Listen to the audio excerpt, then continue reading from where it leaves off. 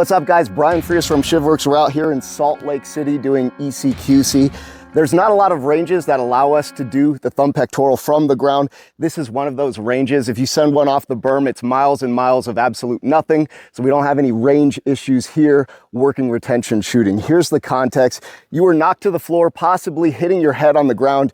You might be semi-conscious. A guy's looming on top of you. He's getting ready to give you a mauling. You don't want to create a weapons retention problem by inappropriately extending the gun, giving it to him, putting the gun near his hands. So you're probably going to use some sort of retention shooting position. We advocate that you use the thumb pectoral index. What kind of work can you do from a thumb pectoral while you're on the ground? We're going to take a look at that.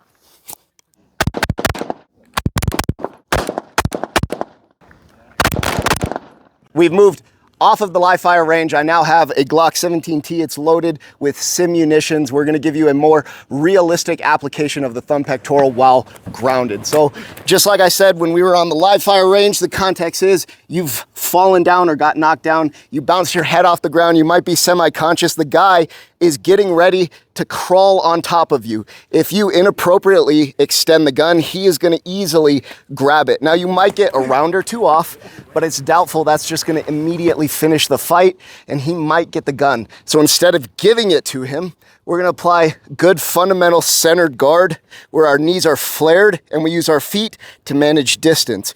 We're gonna retract the pistol to a thumb pectoral index, and from here, I can get good shots and still keep the gun more or less away from his hands.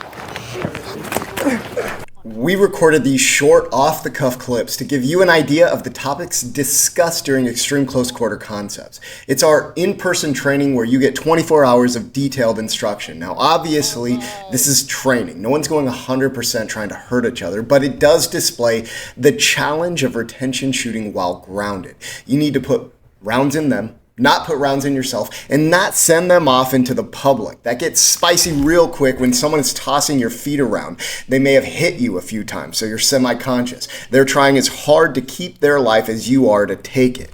We also see huge diminishment in draw time. Someone who normally has a sub-second draw now suddenly fumbles the draw. The t-shirt gets caught up in the grab. It's a big ball of fuck, and even with all the skill in the world, sometimes it still doesn't go your way.